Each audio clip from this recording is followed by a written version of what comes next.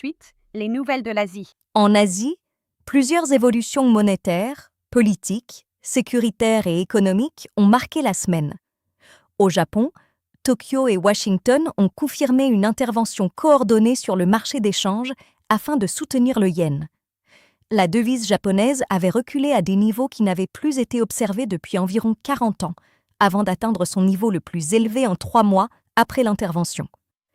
Les deux gouvernements ont signalé leur disponibilité à agir de nouveau face à des mouvements jugés excessifs. L'efficacité durable de cette intervention dépendrait également de la politique monétaire japonaise.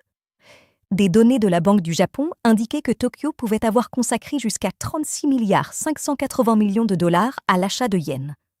Cette somme constituait une estimation fondée sur les projections de liquidité de la Banque centrale et non un montant officiel définitif. De nouvelles données ont ensuite indiqué que le Japon pourrait ne pas être intervenu une seconde fois sur le marché d'échange le lundi suivant, malgré la forte hausse du yen.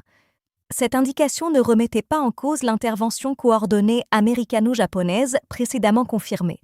Elle demeurait une estimation établie à partir des mouvements de liquidité, dans l'attente des données officielles définitives. Une enquête Reuters menée auprès de spécialistes du marché d'échange prévoyait par ailleurs que le dollar conserverait une part importante de sa vigueur. Les personnes interrogées ne considéraient pas que l'intervention coordonnée en faveur du yen puisse, à elle seule, modifier durablement la tendance générale. Le yen avait néanmoins conservé une partie de ses gains. Ces résultats constituaient des prévisions de marché et non des décisions de la Banque du Japon ou de la Réserve fédérale américaine. Toujours au Japon, la Chine a adressé une protestation officielle au gouvernement japonais au sujet de son nouveau livre blanc sur la défense. Pékin accusait Tokyo d'exagérer la menace militaire chinoise. Le document japonais faisait état d'une augmentation des activités militaires chinoises autour de Taïwan. Le gouvernement chinois a rejeté les commentaires japonais concernant Taïwan en présentant cette question comme une affaire intérieure. Cette protestation diplomatique ne constituait pas l'annonce d'une rupture entre les deux pays. À Taïwan, le président Lai Ching-te a participé à un exercice simulant son transfert vers un centre de commandement. Il a été transporté dans un véhicule blindé et portait un gilet pare-balles ainsi qu'un casque. Cette séquence, organisée dans le cadre des manœuvres annuelles Hankwang, prévues sur 10 jours, devait tester le commandement des opérations défensives et le maintien du fonctionnement du gouvernement en situation d'urgence. Elle ne constituait pas l'annonce d'une attaque chinoise en cours. Dans le Pacifique, les ministres des Affaires étrangères du Forum des îles du Pacifique ne sont pas parvenus à adopter une déclaration commune sur le tir d'un missile chinois intervenu en juillet. Les participants divergeaient entre une condamnation visant spécifiquement ce tir et une déclaration plus générale sur l'ensemble des essais de missiles dans la région. 2 membres n'ont pas approuvé le projet, selon le ministre néo-zélandais des Affaires étrangères. Une source informée les a identifiés comme Kiribati et Nauru, mais le secrétaire général du Forum a déclaré que ces pays n'avaient pas formellement bloqué la déclaration. Les discussions devaient se poursuivre avant la réunion des dirigeants du Forum. Au Bangladesh, les autorités avaient demandé aux médias nationaux de ne pas diffuser une allocution que l'ancienne première ministre Sheikh Hasina prévoyait de prononcer depuis l'Inde. Dhaka avait également demandé à New Delhi de clarifier sa position. Le Bangladesh avertissait que l'autorisation d'activités politiques menées depuis l'Inde par une personne considérée comme fugitive pouvait nuire à l'amélioration des relations bilatérales. Sheikh Hasina s'est finalement exprimée par liaison audio lors d'un événement organisé à New Delhi. Elle a demandé la levée de l'interdiction frappant son parti, la Ligue Awami, et réaffirmé son intention de retourner au Bangladesh en décembre. Condamnée à mort par contumace, elle contestait les accusations portées contre elle. Les médias bangladais n'ont pas diffusé son intervention après les avertissements des autorités. Le ministère bangladais des Affaires étrangères a condamné la tenue de l'événement en Inde. L'approvisionnement en gaz du Bangladesh s'est par ailleurs amélioré après le redémarrage d'un terminal de gaz naturel liquéfié. Sa remise en fonctionnement a augmenté les volumes disponibles dans le réseau national. Cette amélioration ne signifiait toutefois pas que l'ensemble des difficultés énergétiques du pays étaient résolues. En Inde, la 36e réunion du mécanisme conjoint indien et chinois, consacrée aux questions frontalières, s'est tenue à New Delhi. Les discussions ont porté sur la délimitation et la gestion de la frontière, les mécanismes institutionnels et la coopération transfrontalière. Le ministère indien des Affaires étrangères a insisté sur la nécessité de préserver la paix dans les zones frontalières afin d'améliorer les relations bilatérales. Cette réunion ne constituait pas un accord définitif sur le tracé de la frontière contestée. Le gouvernement indien préparait également un dispositif d'incitation destiné à la production nationale de polysilicium, un matériau utilisé dans l'industrie solaire. L'objectif déclaré était de réduire la dépendance du pays envers les approvisionnements chinois. Plus de 10 gigawatts de capacité de production étaient envisagés.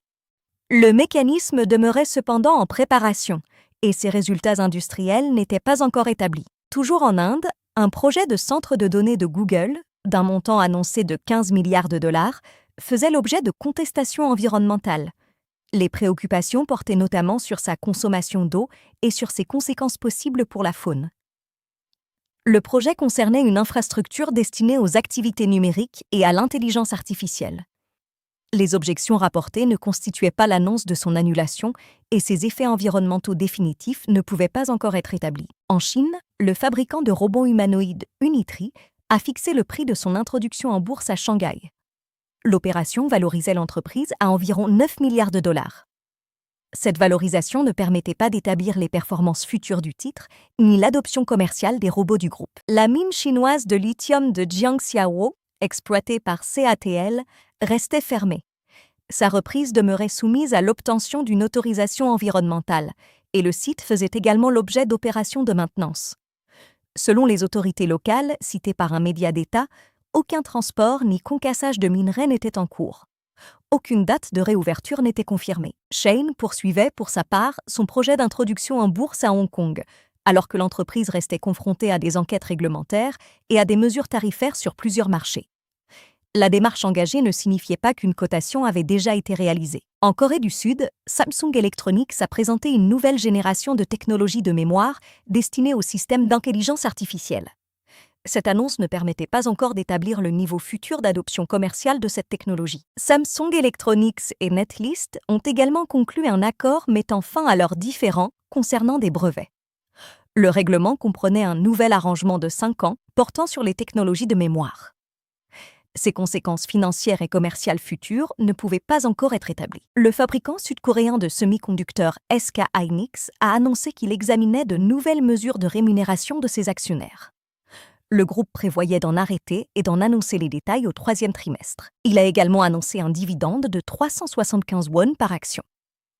L'examen de mesures supplémentaires ne signifiait pas qu'un programme définitif avait déjà été adopté. Aux Philippines, la Banque mondiale a maintenu à 3,7% sa prévision de croissance économique pour l'année.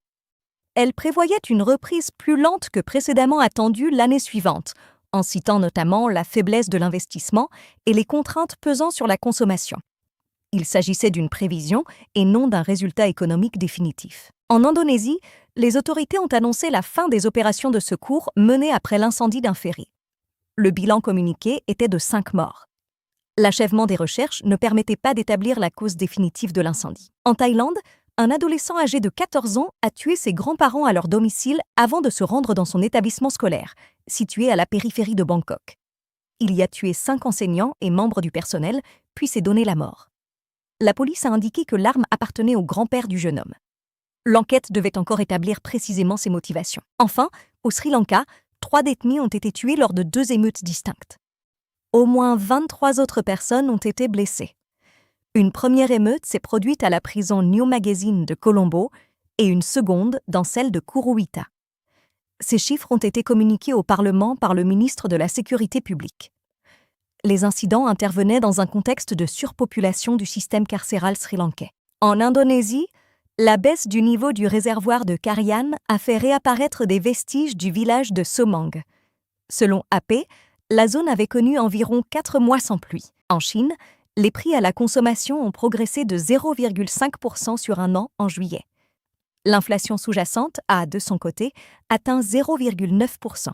Tandis que les prix alimentaires ont reculé de 1,5%. Le typhon Dolphin a également touché terre dans la province chinoise du Zhejiang, avec des vents soutenus d'environ 151 km/h.